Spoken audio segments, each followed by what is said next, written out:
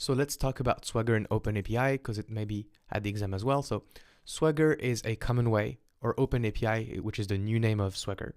It's a new way of defining REST APIs, and you use API definition as code. So all your API definitions will just be code. And so to API Gateway, we can import an existing Swagger or OpenAPI 3.0 spec, and API Gateway will just generate an API for us. That includes methods, method request, integration request, method response, and something called AWS extensions for API Gateway. And so you set up every single option within your API Gateway using these extensions. Similarly, you can export a current API we've been drafting, manually as a Swagger or OpenAPI spec. And the Swagger can be either in YAML or JSON. And then using the Swagger, we can also generate SDK for our application. So let's just try to make sense by going into a hands-on.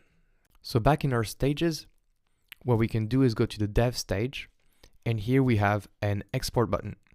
And it is possible for us to export our whole API as Swagger and API Gateway extensions, for example, using either Swagger or OpenAPI 3, whatever format you want. We'll just use Swagger for now. And so if I click on JSON or YAML, let's click on YAML. Here we have the whole YAML file that our API represents. So as you can see, this is a pretty long document, and you don't need to know how to write it, but basically everything we set in our API, including, for example, the mapping templates, can be inserted into that Swagger file. So it is a way for us to have our API as code.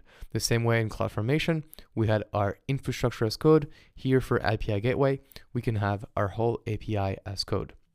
Now, a good way of representing this is going to APIs at the top, and we're going to create a new API.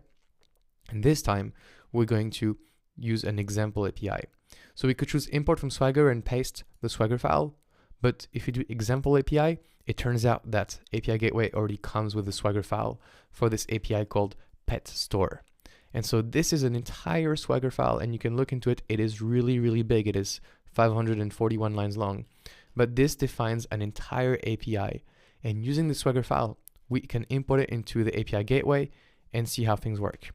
Click on import, and here we go. We have a new pet store API. Now I'm just going to hide all the hints. Okay, so we have the pet store API.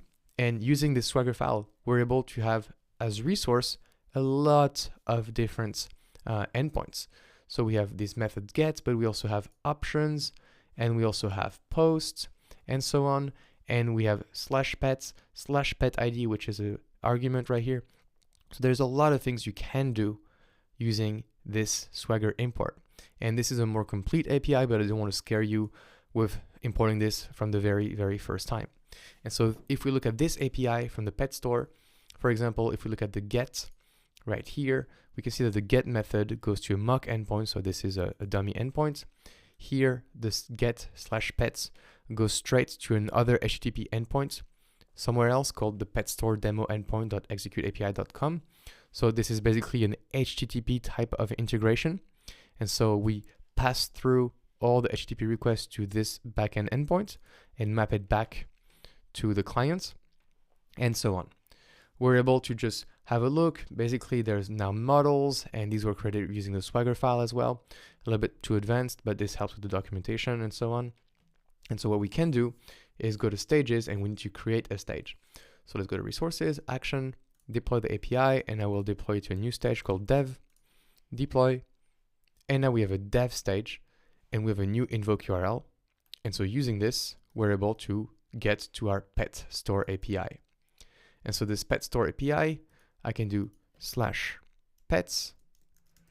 And now we can see a bunch of response coming from the pet store API. And if I do pet/2, for example, we get this cat as a response. So it's very, very basic, but usually what I want to show you is that using this Swagger file, we're able to create an entire pet store API that defines a lot of things for us. And we're just ready to edit it right here or even update it using another Swagger file. So that's it. That's what I want to show you.